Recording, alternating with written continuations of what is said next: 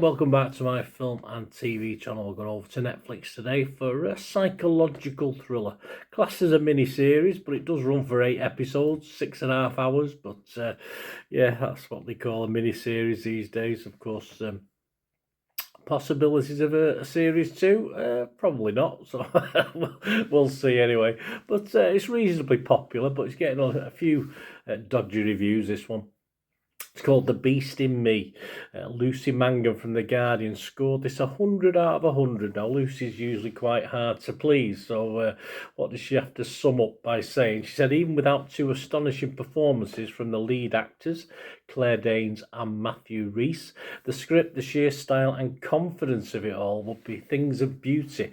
But add what that pair are doing, and this clever taut 8-part psychological thriller moves seamlessly into top-tier television. Well, I need not say that's it then. That's the end of this review, isn't it? Well, probably not, because David Craig, it's talking about the same series, gave it 40 out of 100 for the Radio Times. He said, it's the kind of daft assembly line thriller that you'd normally expect to see fired out of Netflix's Harlan Coben machine. Well, some good ones in that. I've enjoyed some of them. Or perhaps aired across 3 consecutive nights on 5. This is the Radio Times. Perhaps you've got a bias against Netflix anyway. But the 5, flipping it, this is high-class drama compared to stuff on 5. But anyway, but the money, he says, and the star power behind this one does give it a certain charm. Yeah, so even though he's only scored it 40, he's not totally down on it, obviously, because of the 2 lead actors and the supporting cast.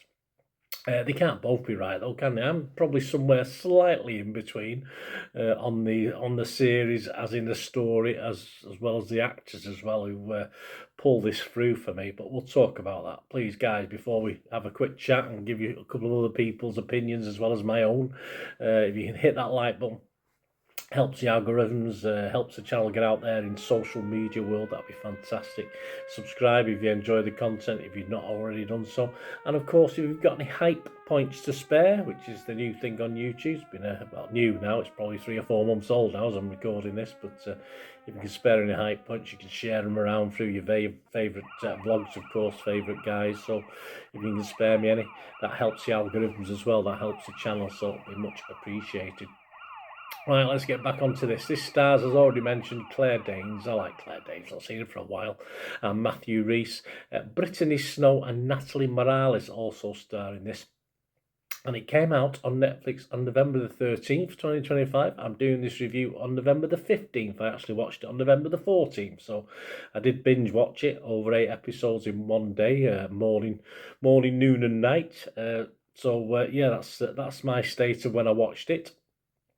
Yep, talking about it, possibly doesn't really have the legs to justify 8 episodes, despite having the acting talent, as I said. But that acting talent does keep you engaged in the early knock-ins, which are a bit slow, a little bit of slow pace to begin with.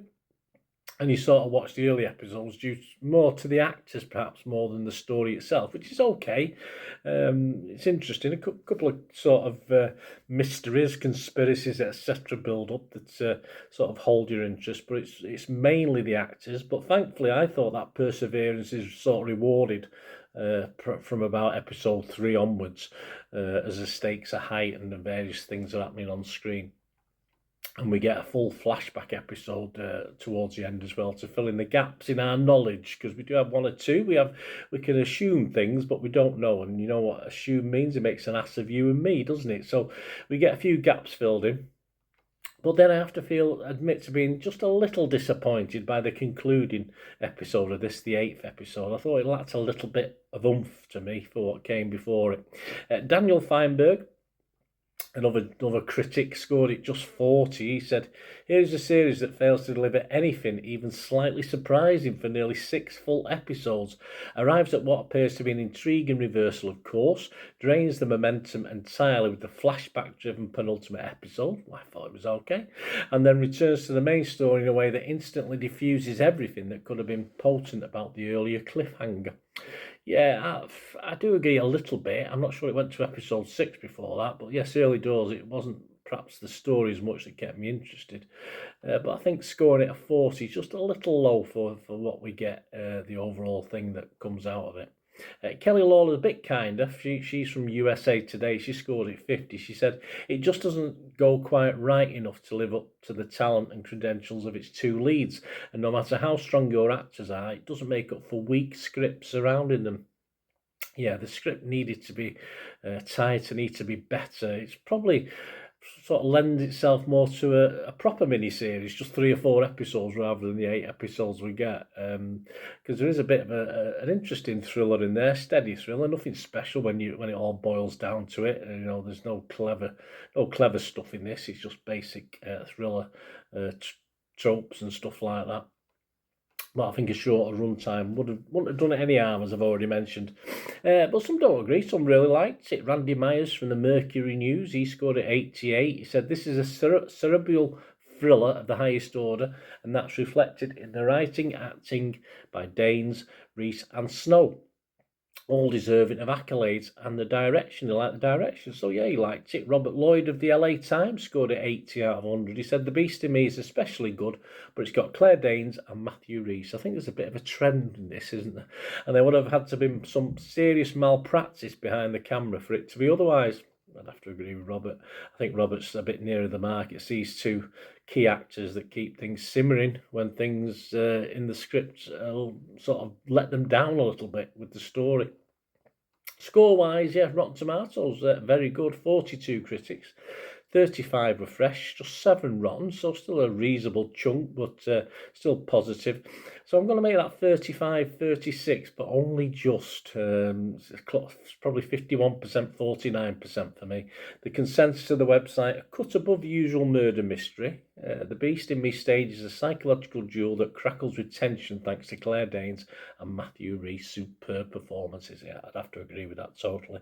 Metacritic, the other site we'll look at, 71 out of 100. That's 28 critics. 19 were positive. 9 mixed, but no negatives. So I'm going to make that 10 mixed because, as I said, I'm mixed on this one. I mainly enjoyed it for the acting rather than perhaps the 8 episode dragged out storyline. Rotten Tomatoes audience quite like it. Joe Public, that's all that counts really, doesn't it? 66% positivity, so 2/3 of them were happy with it. Internet Movie Database, 2,500 scores and reviews as I'm recording this, as I said, on the 15th of November 2025, and it's getting a 7.5. So very healthy. I think that's actually increased slightly when I first looked at it a couple of days ago when it was released. So 7.5 out of 10. So the public are liking it, and I don't blame them. It's due to the actors, and it makes it passable for me. As I said, 8 episodes is stretching the story a little bit too much, but we do have these actors to watch. So if you enjoy Claire Danes or Matthew Rhys and the other actors that are in this, of course, the Breaking Bad guy, I can't remember his name offhand. Anyway, if you enjoy those actors, then you might enjoy this. And I'm going to give it a 6 out of 10. I'm not going to get carried away because, as I said, I thought the story was a little bit of a letdown at times. But I'll give it a 6 out of 10, which is my watchable score. But mainly for the actors rather than what we end up with as a story, even though, as I said, within there's a good probably 3-4 hours thriller, but quite a lot of filler as well thrown in. Filler in the thriller. There you go. Thanks for watching, guys. Please, if you're still with me, if you can hit those buttons, of course, if you want to support the channel in other ways or you just want to contact me, there are ways of doing that. All you ever have to do is keep watching and listening for another minute or so. Thanks, guys. Hi again, hope you enjoyed the feature, guys. Thanks for watching. Please, if you did enjoy the content, please give us a thumbs up, and if you've not already done so, press that subscribe button. If you've not already subscribed, that'd be wonderful. It's free to subscribe, absolutely free. Also, check out my social media links if you want to follow me on TikTok, Instagram, X, Facebook. They'll all be in the description below. And my special thanks to supporters of the channel, yes, Piat6505, who have an eBay shop selling film and TV memorabilia, including posters, books, magazines. There'll be a link again in the comments section. And if you're into your football, don't forget my football stuff on Manchester City for general football fans, but mainly City fans, of course. Or if you know someone who might enjoy that, give them a kick in my direction. I'll be very, very grateful. And as ever, guys, comments on this feature is wonderful. Anything to do with film and TV is always very, very welcome. It's great to talk film and TV. I thank you guys for your support. Stay safe, everyone.